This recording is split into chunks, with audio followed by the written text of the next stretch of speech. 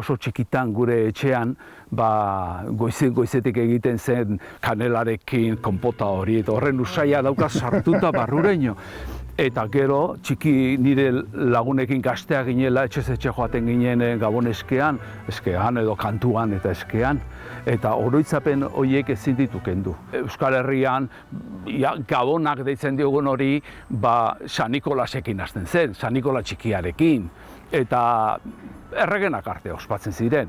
Urte zaharra ere bai, Gabonak pakete horretan sartuta zegoela uste dulik. Ohitura hori, usario hori, Euskal Herrian antzinatik daukagu.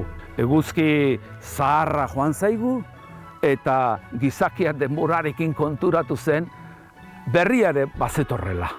Eta eguzki berriarekin egur berria zutan errebe hartzen, noski. Eta ohitura hori izan da Euskal Herrian oso zabaldu eta ez Euskal Herrian bakarrik, Europa aldean ere bai. Gabon gauean erretze zen egur horrek nola zuen izena. Uztak eta biltzen ziranean, ospatzen ziren ikeragarrizko jaiak Roma inguruan, eta horren izena da Saturnalia. Saturnalia? Bai, Saturno jainkoaren omenez egiten ziren jaiak. Abenduaren 17tik 23ra Saturnalia jaia ospatzen zuten. Saturno jainkoari gorazarre egiteko besta. Uzta oparoa izatea ospatu eta eskatzen zuten.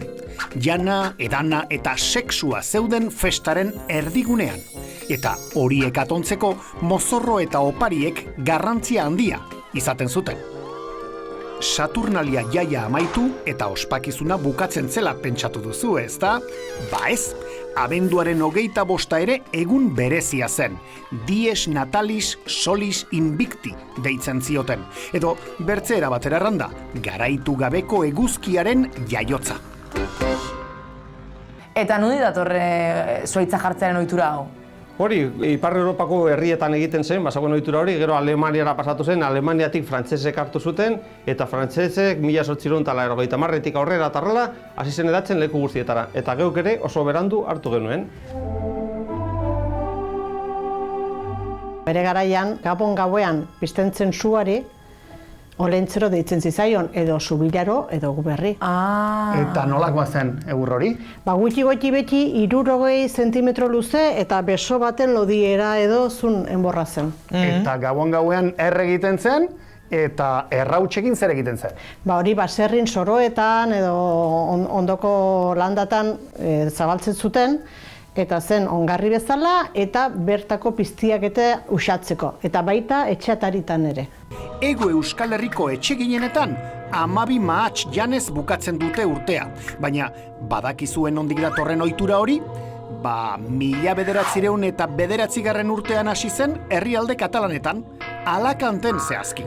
Dirudienez, mahats uzta oparoa izan zuten, eta hurrengo urteari gauza bera eskatzeko ezarri zuten ohitura hori. Eta begira gauzak nola diren, Ego Euskal Herrira ere iritsi zen. Horran Mari Domingi abestia, Marije, nondik dator, zein da bere jatorria? Itxuraz, kristau arokoa omen da, eta Siziliatik ote datorren. Edo, ez dago dokumentatua, baina hori da aurkitu duguna. Beraz, ez da Euskal Herriko doinu bat? Ez da. Eta noiz etorri zen Euskal Herrira? Sizilian 17. mendean sortutako abestia omen da, eta Ama Birjinari nolabait egindako kanta letra da, ez? Euskal Herrira etorri zen 19. mendean, eta Gipuzkoara itxuraz. Hasi behintzat, Gipuzkoan hasi zen abesti hori kantatzen. Garai hartan zeukan izena zen Maria Domenicus, latinez idatzitako letra izango zuen hori da. Mari Domingi pertsonaia kaleetara iritsi, beranduago iritsi zen?